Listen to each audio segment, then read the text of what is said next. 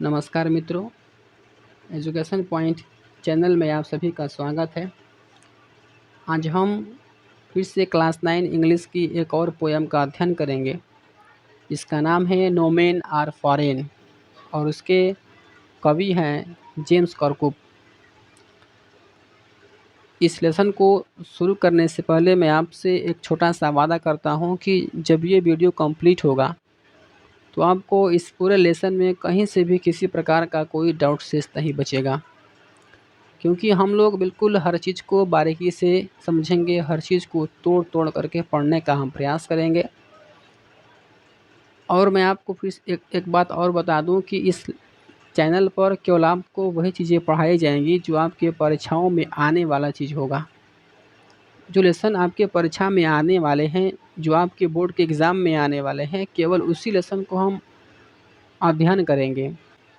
तो चलिए हम इस लेसन को शुरू करते हैं।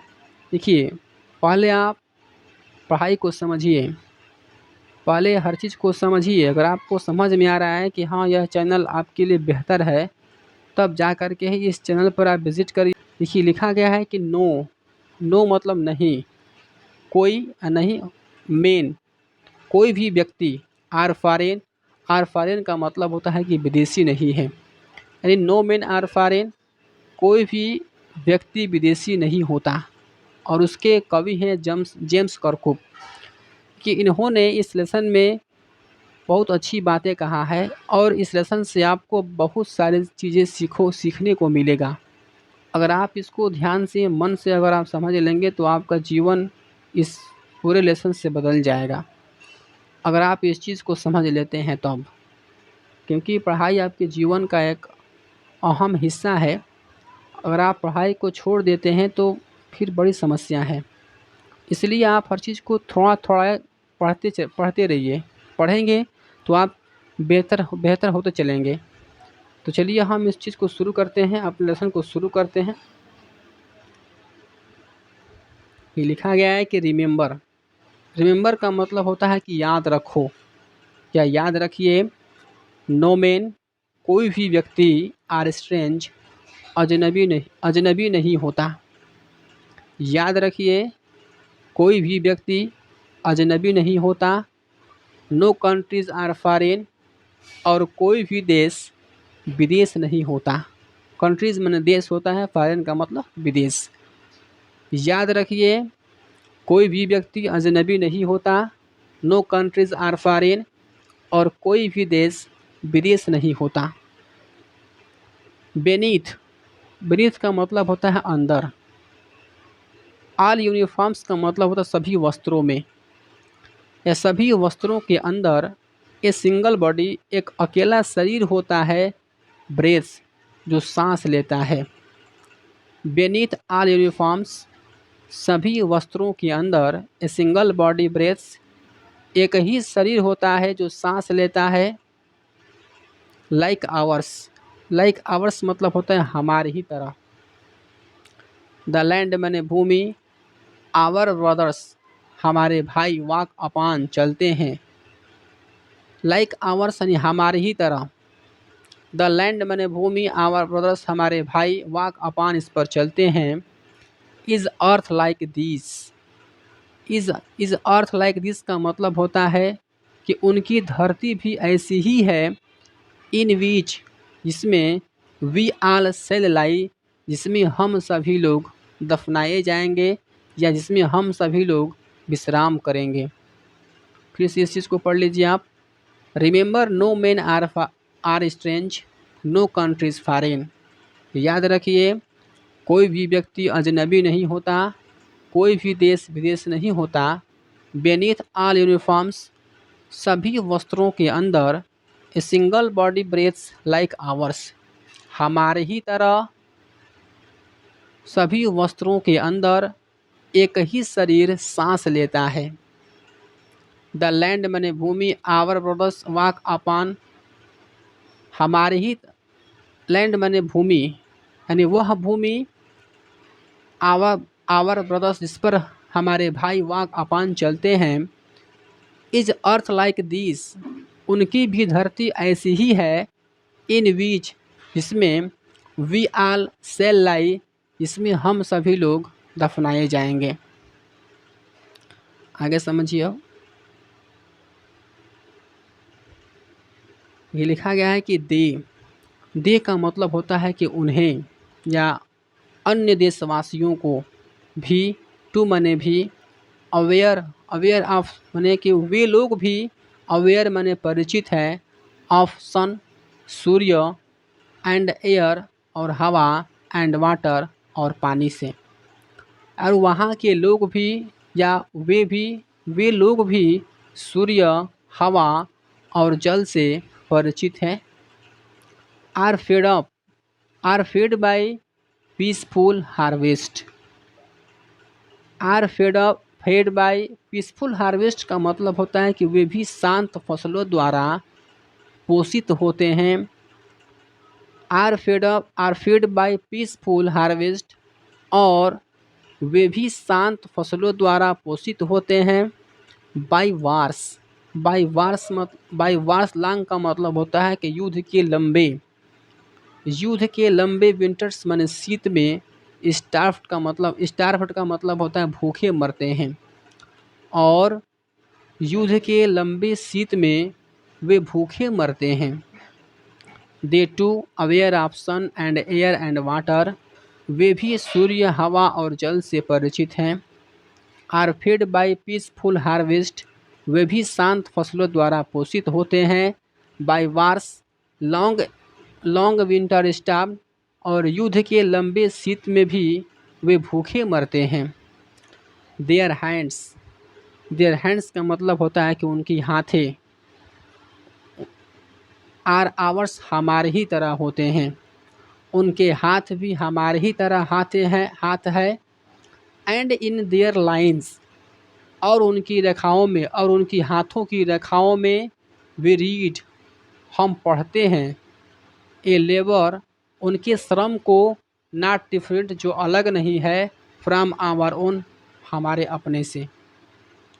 देयर हैंड्स आर आवर्स, उनके हाथ भी हमारे ही हाथ की तरह है। एंड इन देयर लाइन्स, और उनकी हाथों की रेखाओं में वी रीड हम पढ़ते हैं। A labour not different from our own, उनके हाथों की रेखाओं में हम उनके श्रम को पढ़ते हैं जो हमसे अलग नहीं हैं। आगे समझिए।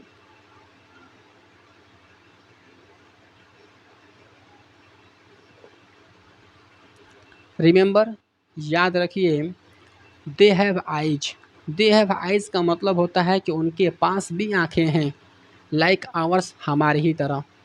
याद रखिए, उनके पास भी आंखें हैं, उनके पास भी हमारी ही तरह आंखें हैं। दैट वेक, जो जगते हैं, आर स्लीप या और सोते हैं, एंड स्ट्रेंथ और शक्ति है। याद रखिए, उनके पास भी आंखें हैं जो हमारे ही तरह जगते हैं और सोते हैं, एंड स्ट्रेंथ, और उनके पास हमारी ही तरह शक्ति है। दैट, जिसे can be won by love, जिसे प्रेम के द्वारा जीता जा सकता है। इन एवरी लैंड का मतलब होता है कि इन एवरी लैंड, पृथ्वी की हर एक भूमि पर, इज कॉमन लाइफ, सामान्य जीवन होती है। पृथ्वी के हर एक भूमि पर सामान्य जीवन है। दैट मैंने जिसे ऑल कैन रिकॉग्नाइज, जिसे हम सभी पहचाने जा सकते हैं। एंड अंडरस्टैंड, और समझे जा सकते हैं। फिर से समझ लीजिए इसको। रिमेंबर, याद रखिए, they have eyes like ours, याद रखिए उनके पास भी हमारी ही तरह आंखें हैं। दैट मैंने जिसे वेक दैट मैंने जो वेक जगते हैं, आर स्लीप और सोते हैं। एंड स्ट्रेंथ, और हमारी ही तरह उनके पास शक्ति है। दैट मैंने जिसे can be won by love, जिसे हम प्रेम के द्वारा जीत सकते हैं। इन एवरी लैंड मैंने पृथ्वी के हर एक भूमि पर, इस कॉमन लाइफ, सामान्य जीवन होती है। पृथ्वी के हर एक धरती पर एक सामान्य जीवन जीते हैं हम। पृथ्वी की हर एक धरती पर एक सामान्य जीवन होती है, दैट मैंने जिससे ऑल कैन रिकॉग्नाइज, जिससे हम सभी पहचाने जा सकते हैं, एंड अंडरस्टैंड और समझे जा सकते हैं। रिमेंबर याद रखिए, वेन एवर मैंने जब कभी भी, वी आर टोल्ड हमसे कहा जाता है, टू हेट नफरत करने को, टू आवर ब्रदर्स अपने भाइयों से।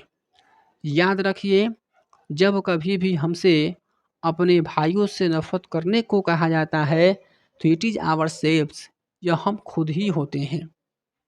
दैट मैंने जिससे वी सेल जिससे हम स्वयं से, डिस्पोसेस का मतलब होता है वंचित करेंगे, बिट्रे का मतलब छलेंगे, कंडेम्न का मतलब होता है निंदा करेंगे। जिससे हम स्वयं को वंचित करेंगे, छलेंगे और निंदित करेंगे। रिमेंबर याद रखिए, वी माने हम, who take arms against each other, याद रखिए हम जो एक दूसरे के खिलाफ अस्त्र शस्त्र उठा लेते हैं, it is the human earth that we defile, तो हम मानव जीवन को ही डिफाइल प्रदूषित करते हैं। आवर हेल्स आर फायर, हमारे अग्नि के नर्क, and dust outrage of innocence, outrage the innocence का मतलब होता है कि पवित्रता को भंग करना। आवर हेल्स ऑफ फायर, हमारे अग्नि के नर्क, एंड डस्ट और धूल, आउटरेज द इनोसेंस धूल वायु की पवित्रता को भंग करते हैं, ऑफ एयर वायु की। Hour it is the human अर्थ, तो हम मानव जीवन को ही दैट वी डिफाइल प्रदूषित करते हैं। आवर हेल्स ऑफ फायर, हमारे अग्नि के नर्क, and dust outrage the innocence of air और धूल वायु की पवित्रता को हम भंग करते हैं। दैट मैंने जिसे is everywhere that is everywhere our own, जिससे हमारी स्वयं की है। रिमेंबर याद रखिए, नो मैन आर फॉरेन, कोई देश विदेश नहीं होता, and no country is strange, और कोई भी देश विचित्र नहीं होता। उम्मीद है आपको ये वीडियो समझ में आया, अच्छा लगा होगा। तो अगर आपको अच्छा लगा हो तो यह वीडियो अपने मित्रों में भी शेयर करिएगा ताकि वो भी इसका लाभ उठा सके।